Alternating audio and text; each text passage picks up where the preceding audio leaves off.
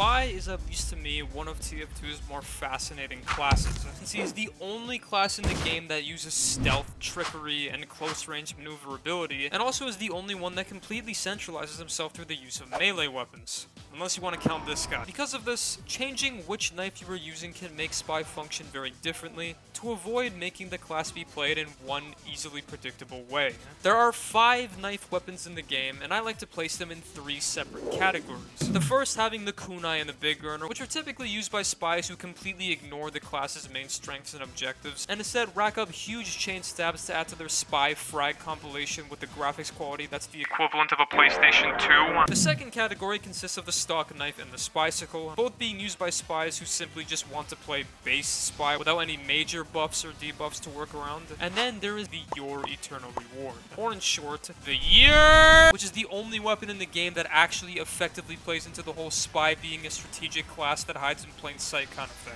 and really is the only weapon that I would consider as a stealth weapon. The Ur is the only spy knife side grade that strays away from giving him some sort of extra ability, and instead works directly with an already existing part of Spy's gameplay, his disguise kit. And when you backstab an enemy using this weapon, instead of you dropping your disguise assuming you had one and aren't like me, who keeps forgetting to put one on, you instead instantly switch the disguise as the person you just killed with no cooldown. This also activates what is known as the Silent Killer effect, which in itself does 3 things to further hide your kill. The audio from enemies after being stabbed gets completely removed so that everyone around you isn't alerted by a scream that's audibly louder than a football stadium. Your kill will not be featured on the enemy's kill feed, and then the corpse of your target quickly disappears so it visually hides everything about the kill.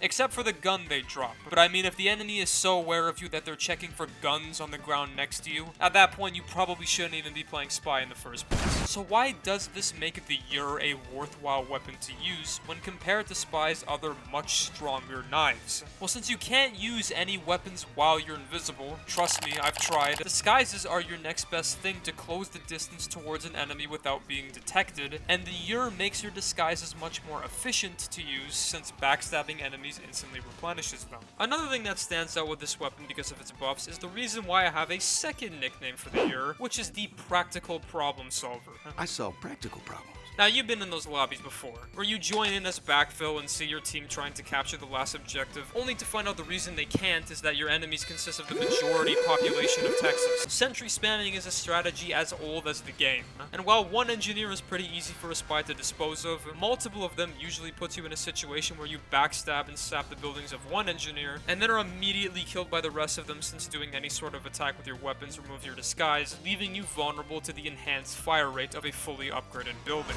Using the Ur, however, is one of the only ways to actually make Spy relatively competent in these scenarios, since you can sap and backstab as many enemies as you want without ever removing your disguise, to the point where killing an enemy right in front of a sentry's face won't make it react at all because there is a lack of a cooldown, and possibly some other reasons, but who really knows. This kind of thing works even when you're dealing with actual players, since if you're ever up against a relatively coordinated team who are all playing very close together, killing silently is a buff that will almost always earn you more kills than trying to brute force your way through everyone. And man, if you thought the kunai was good at chain stabbing people, the Ur has a whole other thing coming for you. Like, you are never gonna catch me running around with those broken, boring weapons when I got weapons like the Ur that are just as good and fun to play against. Okay, maybe sometimes you might. Alright, this next section couldn't come any sooner. So in exchange for an instant disguise, silent killer effect, and the ability to enhance Spy in areas where he typically might fall short, the Ur's debuffs are as follows. A 33% cloak drain rate for some reason, meaning that your invisibility lasts a whole third shorter than normal, and any time that you try to disguise using your actual disguise kit instead of an automatic one from a backstab, requires and completely drains your cloak meter, making both of them essentially trade-offs, increasing the effectiveness to one of Spy's tools, but sabotaging the other, which does make sense as a balancing concept for the weapon, but what's strange is how actually easy it is to just completely nullify both of these weapon debuffs. All you have to do to counteract the cloak drain rate is equip this revolver, which I'm not even gonna try to pronounce the name of, but the cloak duration buff it has pretty much completely clears the stat, while still improving your cloak to be better than stock. Then the cloak trade for a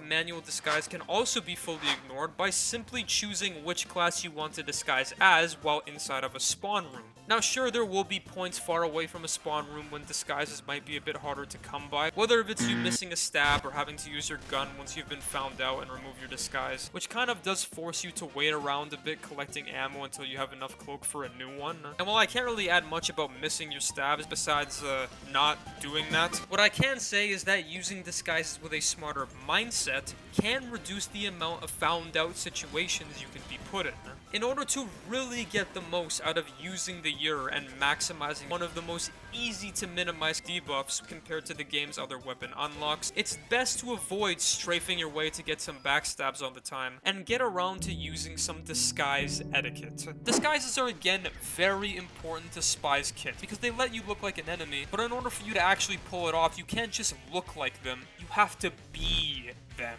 This is why when you pick your first initial disguise, especially with how much more important it is when using the Ur, it's best to choose a class that you would usually see in the area that you would want to be patrolling in. For example, Scout, Soldier, and Enemy Spies will often be way in the front lines, making those disguises good picks if that's where you want to be. Demoman, Heavy, Engineer, and Medic are usually located wherever the main sum of their team and buildings are, since they're each classes that can't be constantly on the offense because they need to do other things to better support their team. Then Pyros will be on the flank routes or areas of the map with lots of cover, and Snipers will really be anywhere far back that has a pretty good sightline. Not only is it important though to be disguised as the right class in the right place, but you really have to sell your disguise like in this clip, where I'm pretending to be a sniper roaming around in a high up area, while what I'm actually doing is observing my surroundings, waiting for an unsuspecting enemy to be in sight, which becomes even more of an important factor, especially since backstabbing instantly converts you to look like the person you just stabbed. When your knife completely removes your enemy's ability to hear or see your kills, that is something you have to take full advantage of. And playing into your disguises is a really good way of doing that, because it makes you all the more harder to predict, and makes it a lot less likely for an enemy to feel the need of spy checking you. Even though there is a good amount of players who will do it anyways, but well, things like that are why Spy is the Spy. Now, although we've already talked about what the best revolver to pair with this weapon is, choosing the right watch is also very important, regardless of the Ur having 2 debuffs that make your cloak less effective. Invisibility is Spy's only method of moving around the map without spoiling your initial disguise, and is really his only actual escaping tool. And the first of your invisibility options that can be used to watch yourself